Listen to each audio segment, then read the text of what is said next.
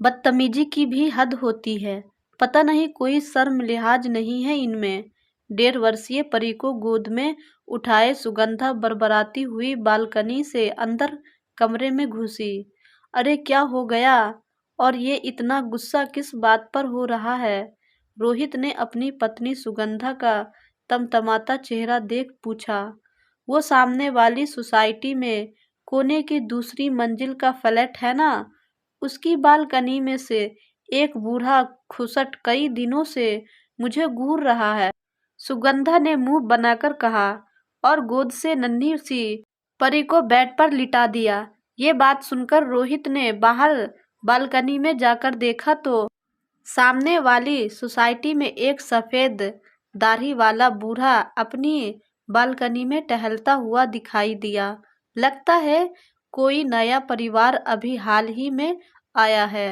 रोहित अंदर कमरे में जाकर सुगंधा से कहा, यही कोई 15-20 दिन ही हुए हैं। मुझे बालकनी में सिवाय उस बूढ़े के कोई और कभी नहीं दिखाई दिया।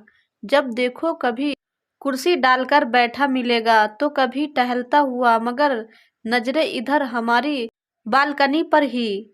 अपनी सफेद बालों का अपनी उम्र का भी ख्याल नहीं है। सुगंधा गराए रखेगा, बूढ़ा खुसट लगातार बरबरा रही थी। इन फ्लैटों में बूढ़े बेचारे भी क्या करे, बस ऊपर टंगे रहते। बालकनी में थोड़ा टहल लिया या बैठकर धूप सेक ली, तुम बेकार ही बेचारे पर गुस्सा हो रही हो।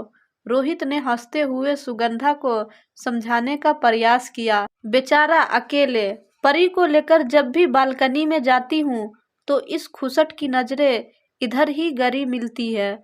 और तो और, सुगंधा कहते कहते रुक गई। और क्या? सुगंधा मत पूछो, कल शाम तो इसने हद ही कर दी। ये मोबाइल लेकर खड़ा था और सच कहूँ मुझे लगा इसने चुपके से मेरी फोटो भी ली है। क्या? तुमने ये कल ही क्यों नहीं बताया मुझे? ये सुनकर रोहित को भी उस बूढ़े की इस हरकत पर गुस्सा आया। ठहरो, अभी जाता हूँ और लेता हूँ उस ठरकी की तलाश। रुकिए, मैं भी चलती हूँ। उस बूढ़े की ऐसी अकल ठिकाने लगाऊंगी कि याद रखेगा और यहाँ वहाँ झांकना ताकना हमेशा के लिए भूल जाएगा। तभी काम वाली रामा वहाँ आ गई अपने काम निपटाने के लिए। अरे रामा, आ गई तू? जरा परी का ख्याल रखना, हम अभी आते हैं, कहकर दोनों तेजी से नीचे उतरे और भनभनाए हुए से उस सोसाइटी में रहने वाले बूढ़े के फ्लैट की सीढ़ियां चढ़ गए। बेल बजाने पर दरवाजा बूढ़े ने ही खोला।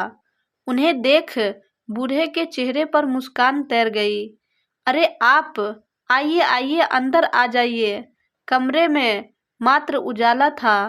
दीवार से लगे एक दीवान पर कोई लेटा था। दीवान की बगल में 2 कुर्सियां और 2 मोर रखे थे।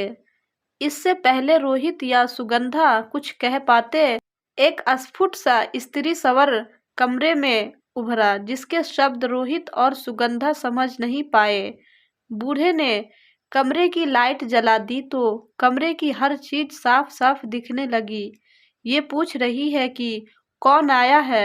पिछले 1 साल से अंधरंग है, बेड पर ही रहती है, कहते हुए बूढ़ा बुढ़िया के करीब सिरहाने की तरफ बैठ गया। तब तक रोहित और सुगंधा भी कुर्सियों पर बैठ चुके थे। अरे बानो के मम्मी पापा आए हैं। बुढ़िया ने लेटे लेटे गर्दन घुमाकर उन दोनों की तरफ देखा और अच्छा अच्छा कहा, जिसे बूढ़ा ही समझ पाया। बुढ़िया ने फिर कुछ पूछा, शब्दों की जगह मुंह से जैसे फूंक सी निकल रही थी। ये पूछ रही है, बानो को साथ नहीं लाए? सुगंधा और रोहित ने एक दूजे की ओर देखा पर बोले नहीं। कल मैंने आपकी बेटी की फोटो मोबाइल पर इसे दिखाई तो बहुत खुश हुई। बोली ये तो बिल्कुल अपनी बानो जैसी है। बूढ़े भीगी हुई पलकों को साफ करते हुए कहा और फिर बूढ़े ने बगल वाली दीवार की ओर इशारा करते हुए कहा, ये है हमारी बानो। दीवार पर एक जोड़ा 2 ढाई साल की बच्ची को उठाए मुस्कुरा रहा था। ये आपके बहू बेटा और पोती। सुगंधा के मुंह से मुश्किल से ये शब्द निकले। हाँ हाँ, बिल्कुल ठीक पहचाना बिटिया तुमने, बूढ़े ने चहककर कहा। है ना हमारी बानो आपकी बिटिया की तरह। बूढ़े का चेहरा खिला हुआ था। मगर ये क्या, ये अब आपके साथ नहीं रहते?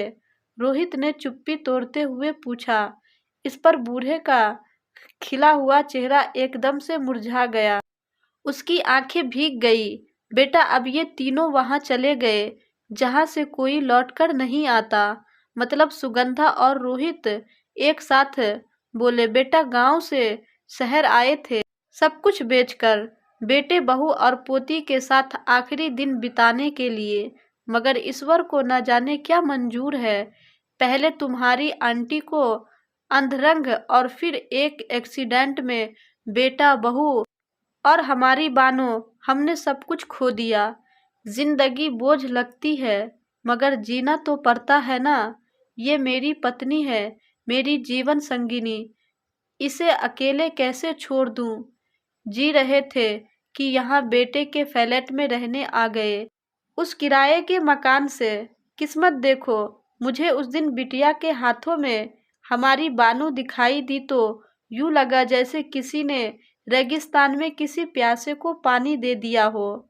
जब मैंने तुम्हारी आंटी को बताया तो ये बानों को देखने की जिद करने लगी, तो मैंने तुम्हारे साथ उसकी फोटो खींचकर दिखाई मोबाइल फोन पर। ये बहुत खुश हुई। महीनों बाद इसके चेहरे पर मुस्कुराहट आई थी। कहते हुए वह बूढ़ा चुप हो गया। तब तक रोहित और सुगंधा दोनों खड़े होकर चलने को तैयार हुए तो वह बुढ़िया कुछ बोली। दोनों ने पीछे मुड़कर देखा तो बूढ़ा बोला, पूछ रही है कहाँ जा रहे हो? माँ से कहिए उनसे उनकी पोती का मिलन करवाने के लिए, उनके बेटा बहू वापस आ रहे हैं। दोनों ने साथ जोड़ते हुए कहा। रोहित और सुगंधा ने देखा उस बूढ़े की आंखें भीगी हुई थी और दोनों हाथ आशीर्वाद देते हुए उठे हुए थे।